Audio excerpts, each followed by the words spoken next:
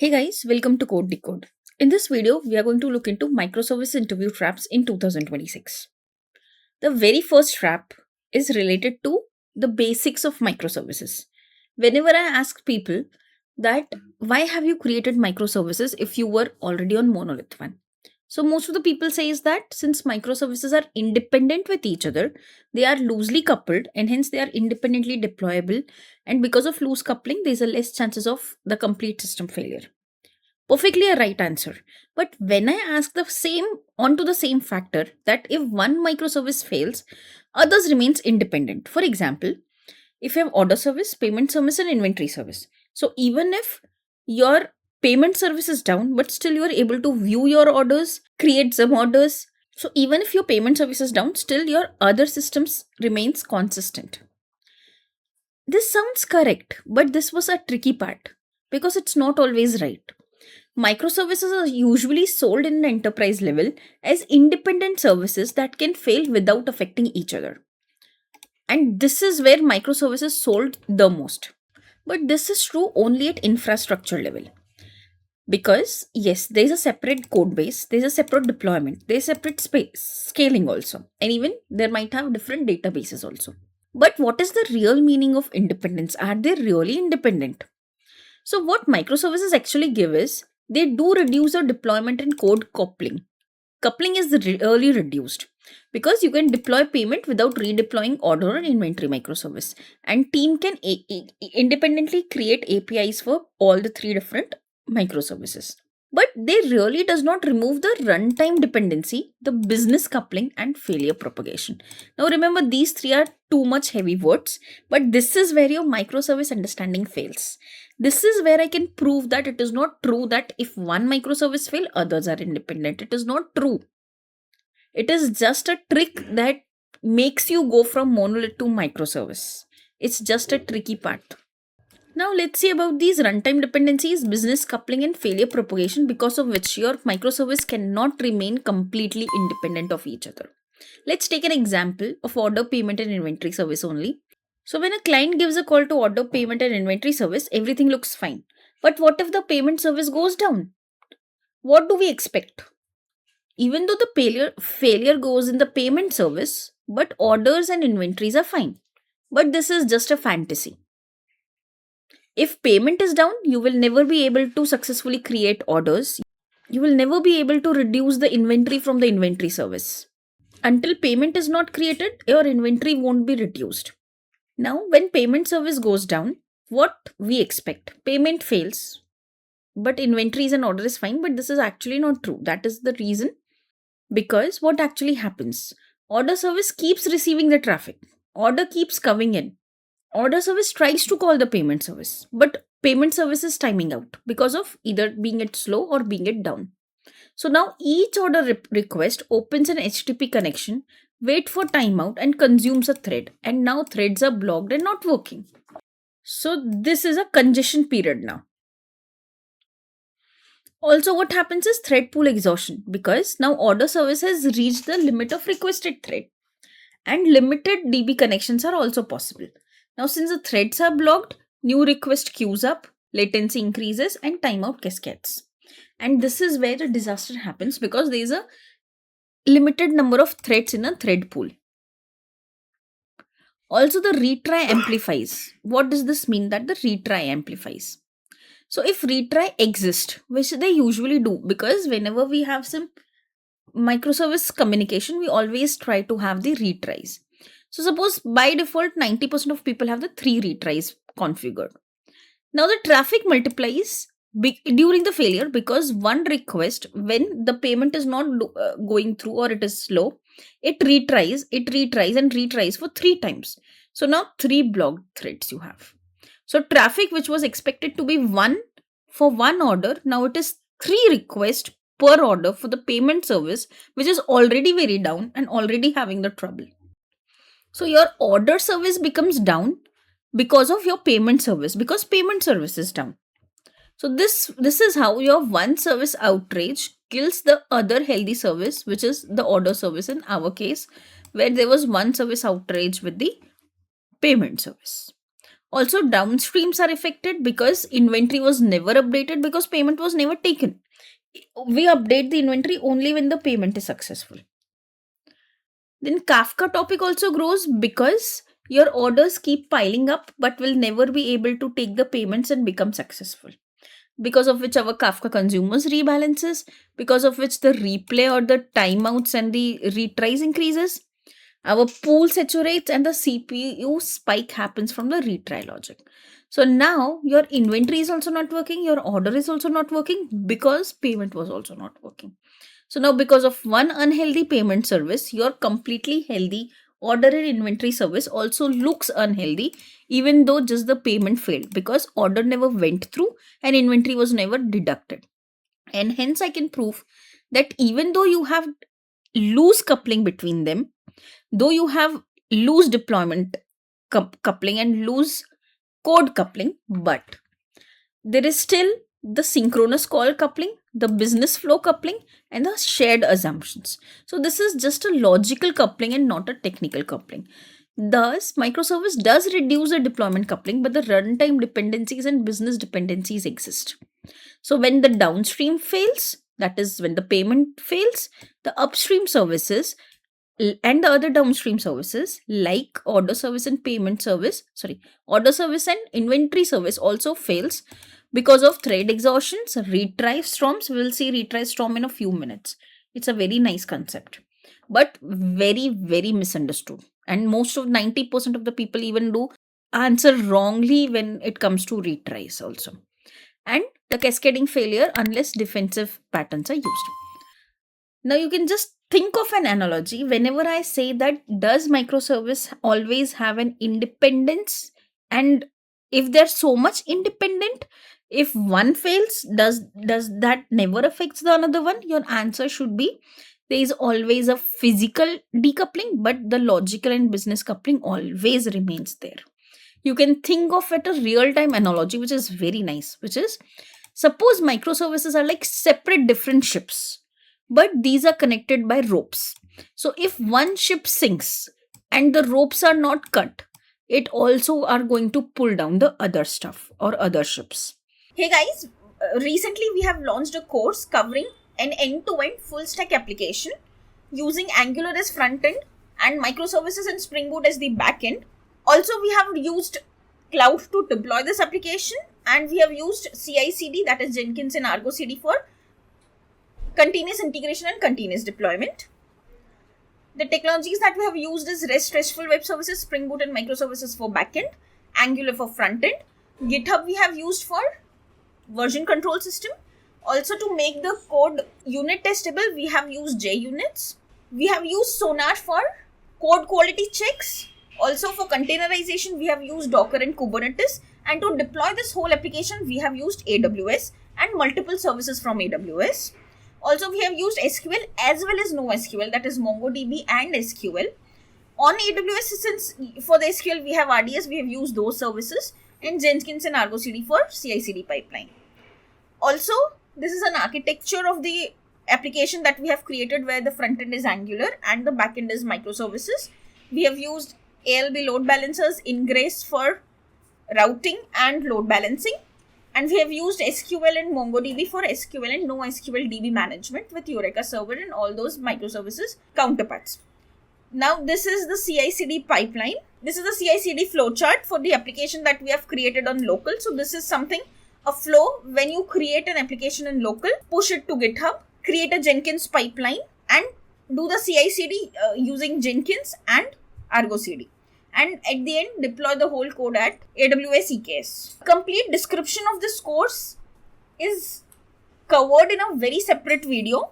The link for that video is also given in the description bar below. And also the link to purchase that course from Udemy is also in the description bar below. So please go and check the description for all these links. Now, a second very important trap. We all know that in microservices, retries are very important. But the thinking that retries makes the microservices more reliable is not always true. Why does this belief exist within the candidates? So yes, if there is a small network problem from going from order service to payment microservice, a small network issue, then a retry makes much more sense. If there's a momentary garbage collection pause or there's a short-lived leader election in the Kafka or some event-based systems, then if a call fails, retry is always safer, but not always. These factors might have the better effects when the retries are done, but many a times retry kills the distributed system. So let's think about the retry storms. 90% of the interviewers tries to ask about the retry storm, and 90% of candidate won't even able to understand and know what retry storm actually is. What we learn is when there is a microservice, one calling another, it is always, you should always have exponential backoff with the retries, and we should have retries implemented for sure.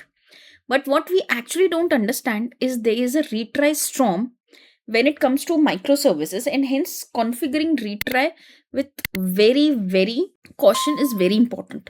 Just implementing retries causes the retry storm in microservice. So let's see with an example how the retry storms actually happen. So initial healthy state of order, payment and inventory service would be that our payment service can handle 100 or 1000 requests per second. Now service A sends 1000 requests per second. That is, we try to place 1000 requests per second during a sale time. Our B can handle 1000 requests. They can send you the payment link. You can do the payment. It can easily be done. Everything works fine. But now for some reason our payment service becomes slow but not dead. What happens? Our database is overloaded, our GC pause increases, and our latency jump from 50 milliseconds to 3 seconds. And this is a most dangerous state, which is slow but not dumb. So you will still keep on trying and retrying until you get a payment link. Now what happens? Order service has a timeout of 2 seconds, and it has configured the retries for 3 times with an exponential backoff. So now what happens? You try to place an order, but you do not get a payment link. What do you do? Your order service times out in 2 seconds since the payment link is not received. Then it retries that give the payment link again. Then again after 2 seconds it is not given because payment service was down or temporarily down or was very slow.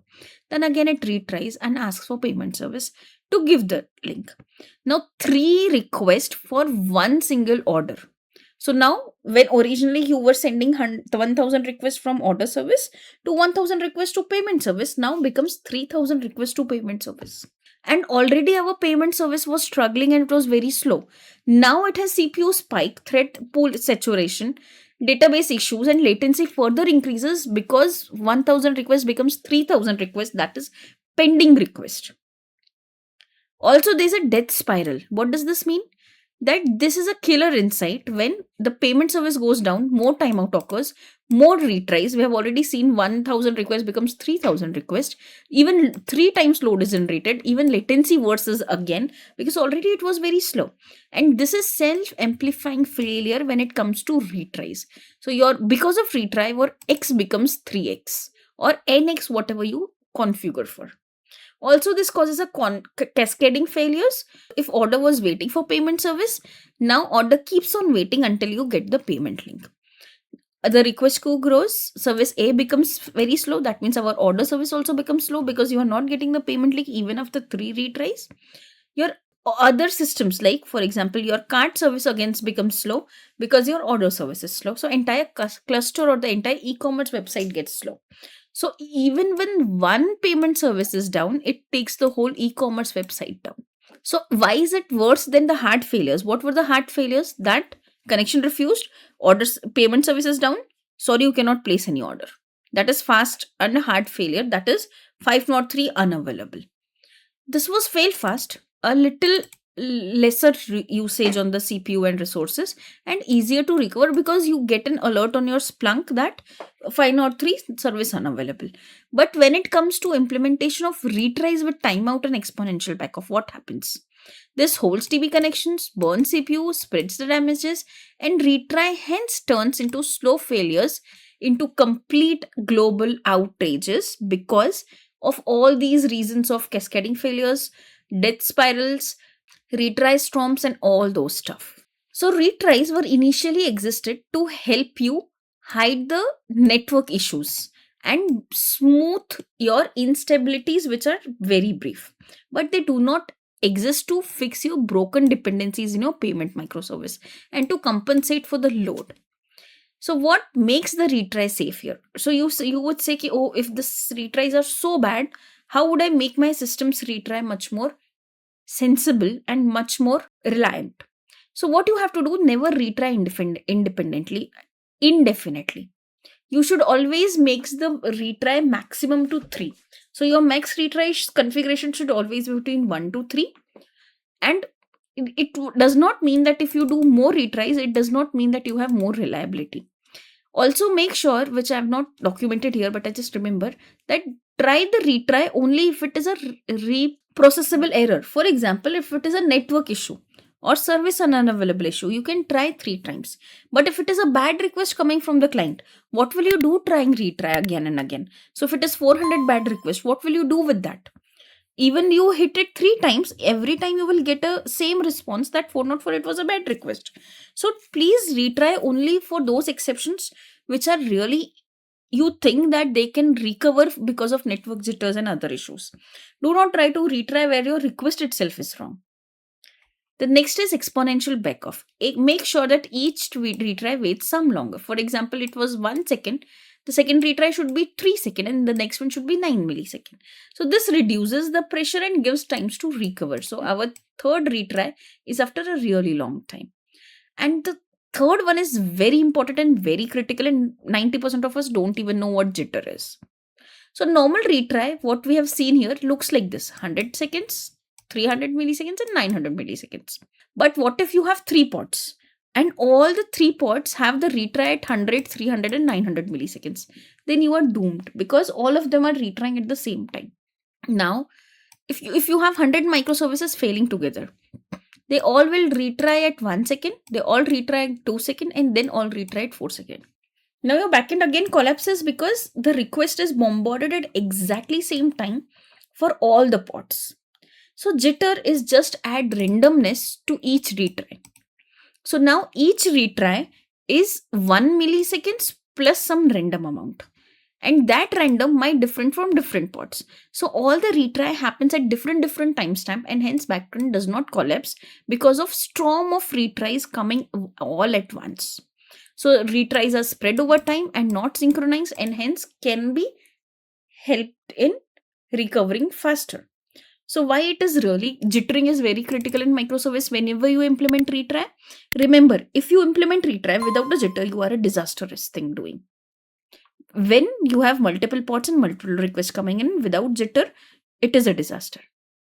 So in Java microservice, pods restart together in Kubernetes, threads fails together, network timeout may affect melee callers, and the circuit breaker opens all at the same time. This is without jitter, you will enter into retry storms where at once you will retry every microservice at the same time. But with jitter, you try to hit the system at a random time and helps you to heal gradually. And this is why many big companies treat jitter as mandatory. So what are the strategies? This is very important. With and without jitter, what are the retry strategies? The first and the worst retry strategy is fixed delay of 2 milliseconds. So all retry happens after 2 milliseconds and you will do a retry storm. Second, which is better than the previous one but still not that good as jitter one, is exponential backoff. So that is a wave pattern. That is, you wait for 1 second, 2 second and 4 second.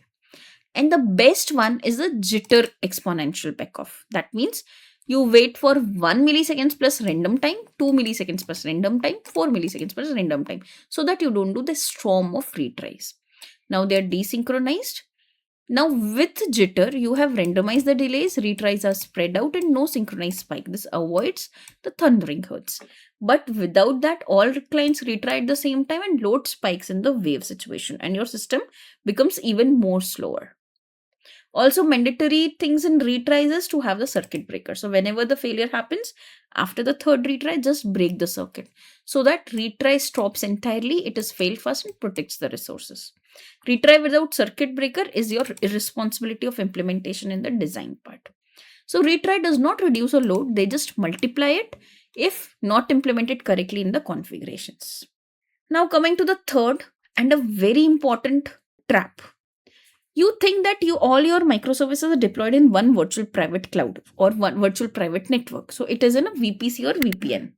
So you think since it is just under the same network, let's give it a simple REST API call to all the microservices, because calling one microservice to another microservice might just be as good as calling one method to another, because they all exist in the same network. Calling one service to another is just a network. It is not a multi-network hops. It is just one microservice calling another in the same network, and hence your latency will be fast. So inside a data center or VPC, network is really fast. Yes, that is true.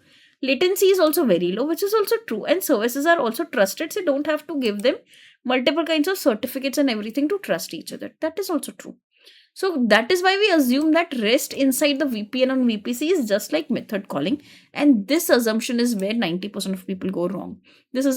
Assumption is a root problem. So the fundamental misunderstanding comes when we don't understand what is a method call and what is a REST call.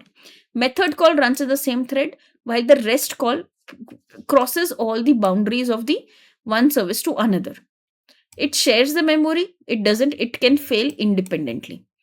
It has predictable latency. We do not know about the latency because REST call depends upon each individual microservice latency. And a method call is asset properties, which is being followed there. That is, they cannot fail partially, while the REST call can be failing independently, can be slow partially and hanging. So REST call is not a method call. It is a distributed system interaction. Now what happens with order, payment and inventory service? Suppose each of them is a blocking call. What happens? Most of the Java services uses Tomcat, or if it is web client, that uses netty with the reactive programming. Now one thread is allocated to each incoming request. So when order service receives a request, one thread is assigned. That thread must live until the response is sent. Now suppose there is a call from order service to payment service which takes 200 milliseconds. But then again, payment service to inventory takes 200 milliseconds. So your total latency from placing an order to reducing the inventory and then returning order placed successfully is 200 plus 200, that is 400 milliseconds, because it is a synchronous call. So now if you add the retries, your network jitter, serialization, TLS, everything, this is a linear increment in each hop. Now also there is a thread starvation issue because of REST API call, because as the traffic increases, each thread has one thread which is being on hold because it is waiting for payment and inventory service, because it is a synchronous call. Also, the downstream keeps on waiting and there is no CPU work while you are waiting. So thread keeps on piling up. Eventually, the thread is exhausted, new request queue grows. We have seen all of this in the previous video also. And this is not a bug. This is an inevitable behavior which happens with a synchronous call. Also, there is a problem with the synchronous call. That is, if you have 5 servers in the synchronous chain, each with 99.9 availability.